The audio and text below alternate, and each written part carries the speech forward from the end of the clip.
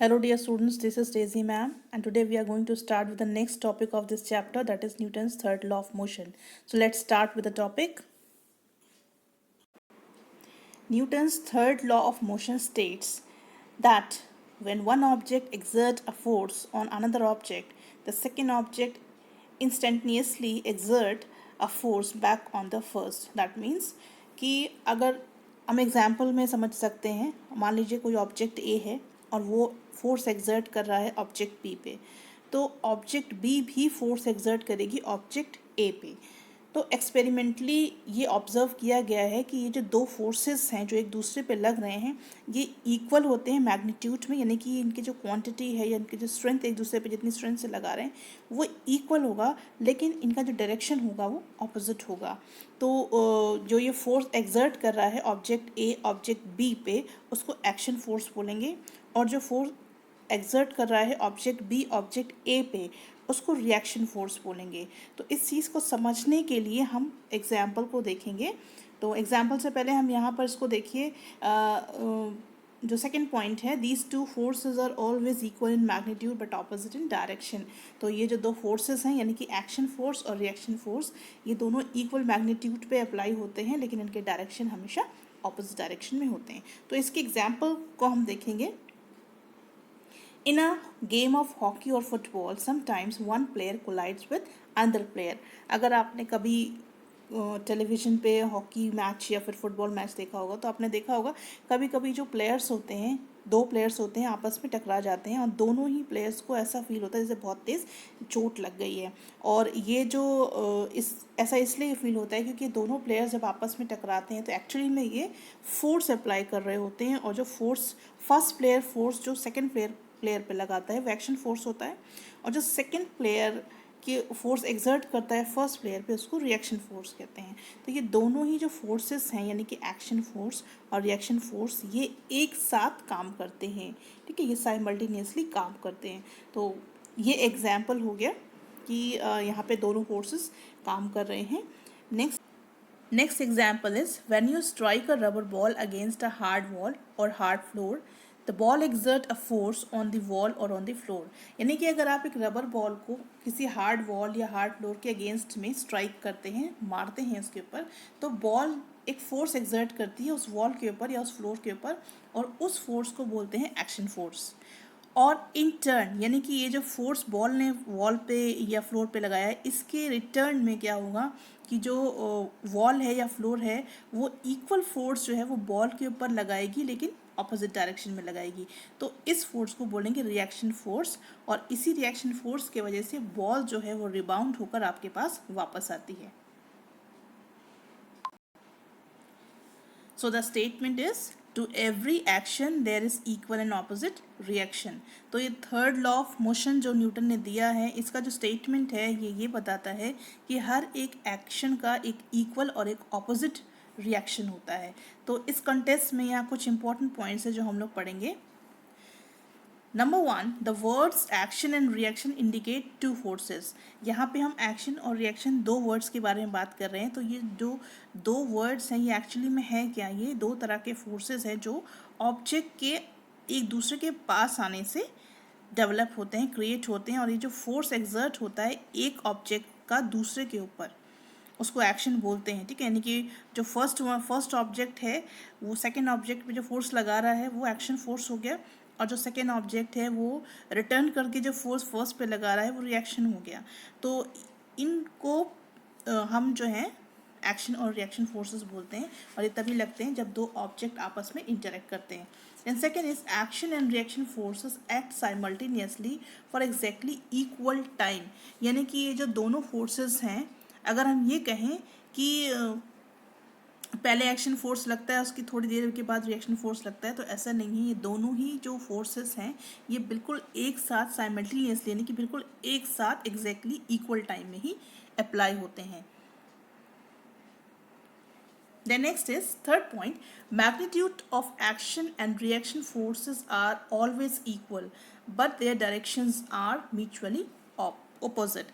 यानी कि जो एक्शन और रिएक्शन फोर्सेस लगते हैं उनके जो मैग्नीट्यूड होते हैं वो हमेशा इक्वल होंगे, लेकिन उनके जो डायरेक्शन होंगे वो ऑपोजिट होंगे।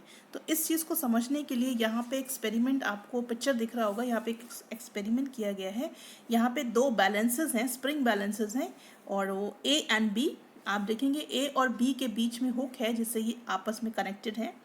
बी का जो फ्री हैंड है वो एक रिजिड वॉल से अटैच कर दिया गया है, और ए का फ्री हैंड, फ्री साइड जो है एकदम फ्री करा हुआ है। अब क्या करना है कि जो फ्री साइड ए का है उस फ्री साइड से थोड़ा सा उसको स्ट्रेच करना है, और बीच में हम देखेंगे दोनों ही स्प्रिंग बैलेंस में स्केल दिया हुआ है और स्केल में कुछ मेजरमेंट होंगे।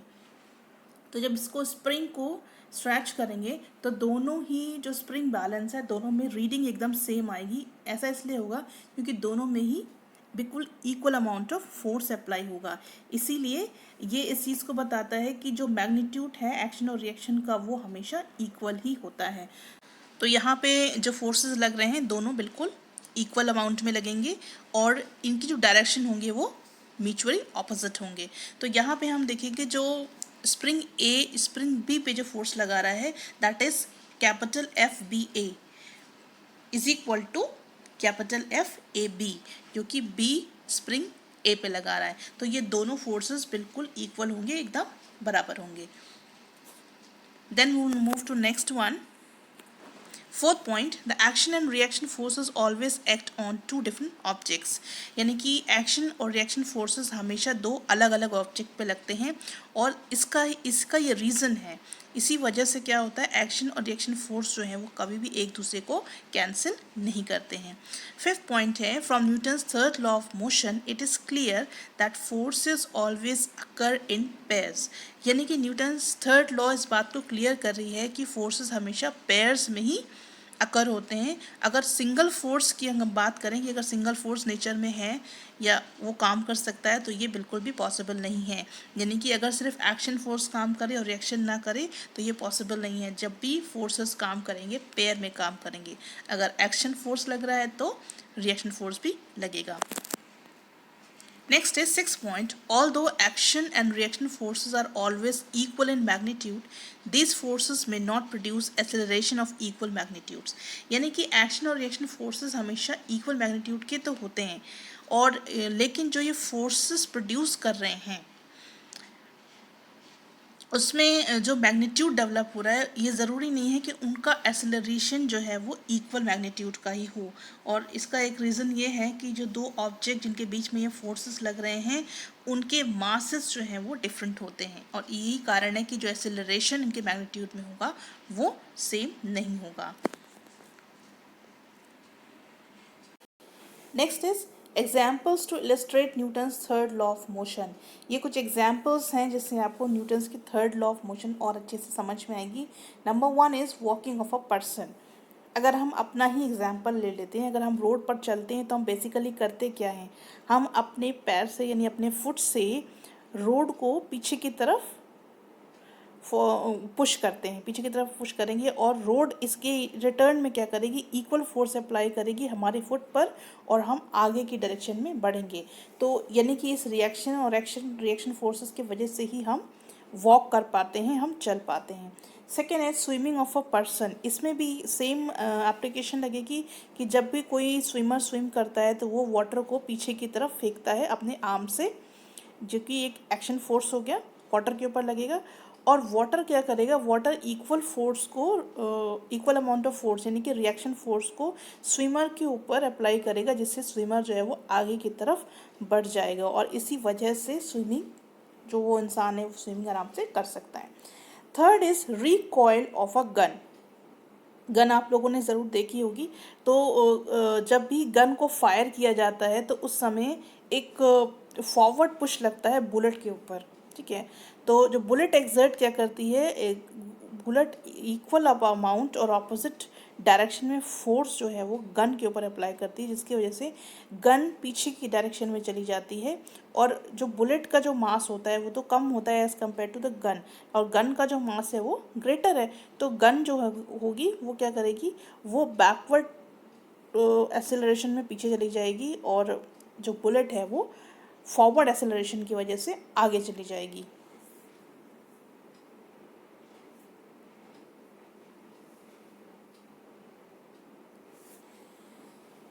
Third is recoil of a gun.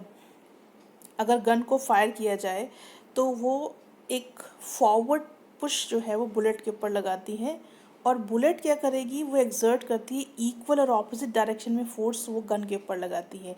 इसकी वजह से क्या होता है, गन जो है वो पीछे की डायरेक्शन में आ जाती है।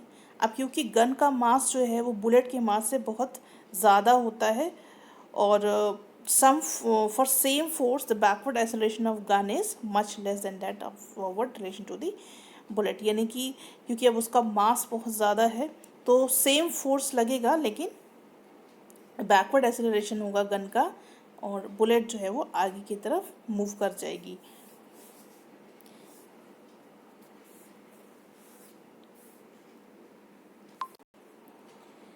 Next is recoil of a gun. यहाँ पे क्या है, when a gun is fired, जब आप गन को फायर करेंगे तो वो बुलेट को एक फॉरवर्ड डायरेक्शन में पुश कर देगी, और जब बुलेट एग्जर्ट करेगी इक्वल और ऑपोजिट डायरेक्शन में फोर्स एग्जर्ट करेगी गन के ऊपर। अब इसमें क्या होगा, जो गन है वो पीछे के डायरेक्शन में आ जाएगी। अब क्योंकि मास जो है वो गन का बुलेट से ज़्यादा है, और फोर्स एकदम दोनों का सेम है लेकिन मास में डिफरेंस है, इसीलिए गन जो है वो पीछे की तरफ जो एक्सेलरेट करेगी उसका एक्सेलरेशन कम होगा as compare to the bullet. Bullet आगे की तरफ जा रही है, उसका एक्सेलरेशन ज़्यादा होगा क्योंकि उसका मास कम है, और जो गन है वो पीछे की तरफ जा रही है, उसका एक्सेलरेशन कम होगा। ऐसा इसलिए क्योंकि दोनों के मासेस में डिफरेंस है। Then comes fourth one is flight of a bird. जब भी कोई बर्ड फ्लाई कर रही होती है तो उस समय वो क्या करती है, अपने जो बर्ड होगी वो अपने विंग्स से एयर को पीछे की तरफ पुश करती है, और एयर जो होती है वही इक्वल अमाउंट ऑफ फोर्स उस पर रिएक्शन फोर्स लगा देती है, और जिसकी वजह से बर्ड जो है वो ईजिली आगे के डायरेक्शन में फ्लाई करती हुई चली जाती है। Fifth is rowing of a boat in a river. अगर आपने कभी ध्यान दिया होगा कि जो बोटमैन होता है वो बोट को रो करता है, और उसमें वो क्या करता है, पानी को पीछे की तरफ फेंकता है और विद इज ओट्स, और जो रिवर वाटर होता है वो equal and opposite reaction force boat पे लगाता है, और इस रिएक्शन फोर्स की वजह से बोट का मूवमेंट पॉसिबल होता है, और बोट जो है वो रिवर में आगे की तरफ मूव करती है।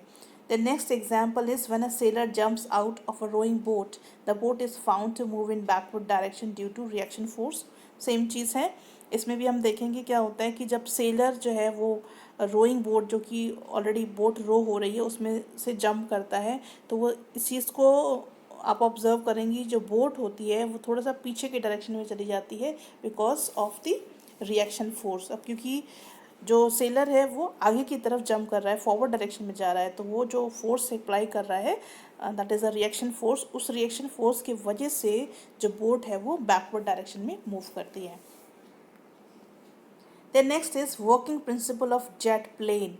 जेट प्लेन अगर आप लोगों ने कभी देखा होगा तो उसमें क्या होता है कि फ्यूल जो है वो बर्न होता है जेट प्लेन के अंदर, और जब वो बर्न होता है तो वो बहुत अमाउंट में, लार्ज अमाउंट क्वांटिटी में हॉट गैसेस को प्रोड्यूस करता है, और ये जो हॉट गैसेस होती हैं ये एक छोटा सा नोजल होता है, उसके थ्रू ओपनिंग होती है, उसके थ्रू ये बहुत ही ज़्यादा फोर्स के साथ बैकवर्ड डायरेक्शन में निकलती हैं। तो ये हो गया एक्शन फोर्स, और ये हॉट गैसेस क्या करती हैं, एक्सर्ट करती हैं इक्वल अपोजिट फोर्स जो है वो जेट प्लेन पे लगाती हैं, जिसकी वजह से जो प्लेन है वो फॉरवर्ड डायरेक्शन में एक्सेलरेट हो जाता है, आगे बढ़ जाता है। Then eighth is a ball rebounds after striking a hard floor. ये हम ऑलरेडी अभी पीछे भी हमने इसमें पढ़ा है कि जब भी हम किसी हार्ड फ्लोर पे रबर बॉल को या बॉल को स्ट्राइक करते हैं तो जो बॉल है वो हमारे पास वापस आती है। ऐसा इसलिए होता है क्योंकि जब बॉल वॉल पे स्ट्राइक करती है तो वो एक रिएक्शन फोर्स उस पर एक एक्शन फोर्स अप्लाई कर रही होती है, और वॉल जो है वो इक्वल अमाउंट ऑफ फोर्स जिसको हम रिएक्शन फोर्स करते हैं वो बॉल पे लगाती है, तो बॉल जो है वो हमारे पास वापस आ जाती है because of that reaction force. तो these are all the examples of Newton's third law of motion, and in the next video we are going to learn about the gravitational law, और उसके एग्जाम्पल्स पढ़ेंगे। Thank you very much.